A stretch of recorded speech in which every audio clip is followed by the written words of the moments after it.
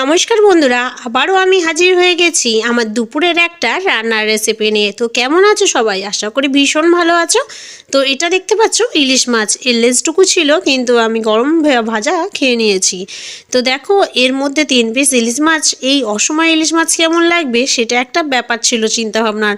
তা কোনো কিছু না ভেবেই দেখো আমি এটাকে ভালো করে আঁচ ছাড়িয়ে ধুয়ে নিয়েছি। এরপর নুন আর হলুদটা ভালো করে মাখিয়ে নেব। ইলিশ মাছটা হালকা একটু ডাউন ছিল, কিন্তু অসময় ইলিশ মাছ তো মাছের রাজা, দেখে লোভ সামলাতে পারিনি, তাই এটা নিয়ে নিলাম। তো একটা ইলিশ মাছ আমি নিয়েছিলাম, দেখি কেমন টেস্ট হয় সেই ভেবে। তো মাছটাকে আমি দেখি সর্ষের তেলে ভালো করে আগে ভেজে নেব। নিয়ে আজকের একটু সর্ষে বাটা দিয়ে ইলিশ মাছটা করব দুপুরের গরম ভাত খাওয়ার জন্য। তো চলো ভিডিওটা একটু স্কিপ না করে আমার সঙ্গে থাকো। তো মাছটা দেখো হালকা একটু ডাউন ছিল বলে আস্তে আস্তে আমি গরম তেলটাকে হিট করে নিয়ে ভালোভাবে মাছগুলোকে আস্তে আস্তে এর মধ্যে বসিয়ে দিচ্ছি। তো মাছটা এক পাশটা হয়ে যেতেই আমি অন্য পাটটা ভালোভাবে উল্টে দিচ্ছি।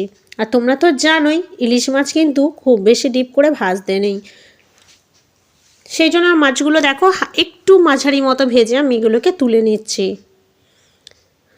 তো দেখো এইভাবে মাছগুলোকে আমি ভেজে তুলে নিলাম। কড়ায় সামান্য তেল বার হয়েছে, কিন্তু যখন বর্ষাকালে ইলিশ মাছের তেল তো মারাত্মক সুন্দর লাগে খেতে, কিন্তু এখন গন্ধ বেরোচ্ছে কিন্তু হালকা। যাই হোক, মাছটা তো তবু দেখা যাক কেমন টেস্ট হয়। তো কড়ায় যতটুকু তেল ছিল সেই তেলের মধ্যেই হালকা একটা আলু কুচি আমি ছেড়ে দিলাম। তো তোমরা চাইলে আলুটা স্কিপ করে যেতেই পারো, আলু নাও দিতে পারো, কিন্তু যেহেতু আমি একটা তরকারি বানাবো, তাই বাঙালি মানে 1 পিস আলুতে একটু তরকারি লাগেই, তাই আমি একটা আলুকে 6 পিস করে আমি নিয়ে নিলাম লম্বা করে।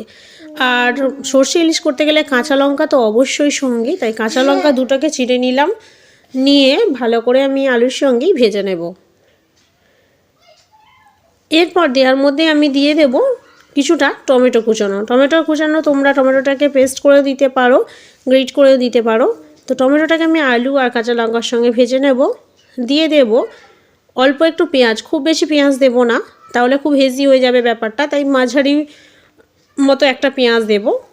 দিয়ে সব ভালো করে একসঙ্গে ভালো করে ভেজে কষে নেব। যখন দেখবে এগুলো হালকা ভাজা ভাজা হয়ে এসছে, তারপরে আমি অন্য সব যত মশলা দেওয়ার সেগুলো আস্তে আস্তে দিয়ে দেব। তো আমি আগে দিয়ে দিলাম নুন, পরিমাণ মতো নুন দিয়ে দিলাম। এরপর দিয়ে দেবো হলুদ গুঁড়ো। যেহেতু সর্ষে ইলিশ বানাবো সেই জন্যে সর্ষের তেল আর হলুদটা একদম ঠিক থাকা দরকার, তাই হলুদটা হালকা একটু বেশি দিলাম। আর সর্ষে ইলিশটা আমি একটু ঝালঝাল করতে চাই, যেহেতু শীতকালের বেলা তো। যদি বর্ষাকাল হতো তাহলে হয়তো আমি গুঁড়ো লঙ্কাটা ইউজ একদম করতাম না, তোমরা চাইলে নাও করতে পারো। তো আমি হালকা একটু গুঁড়ো লঙ্কা এতে ইউজ করলাম।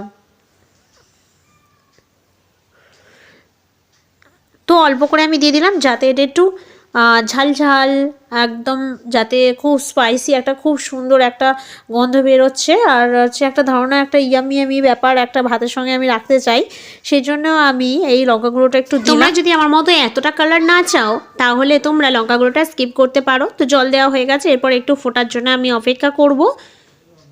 তো হালকা একটু ফুটে গেছে, এরপরে আমি কী করব বলো তো, মাছগুলো আস্তে আস্তে আমি ঝোলের মধ্যে দিয়ে দেব।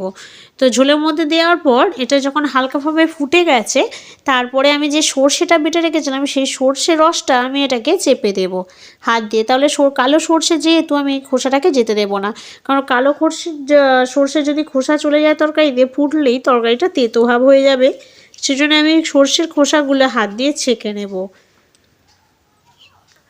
তো তরকারিটা আমার ফুটছে দেখো, হালকা একটু সর্ষের তেল দিয়ে দিলাম লাস্টে, যাতে সেন্টটা আর টেস্টটা আরও দ্বিগুণ হয়। তো একদম নর্মালে ফোটাবো, ফুটিয়ে এটাকে কিছুক্ষণের মধ্যেই নামিয়ে দেবো, কারণ আমার এই তরকারিটা পুরোপুরি হয়ে আসছে।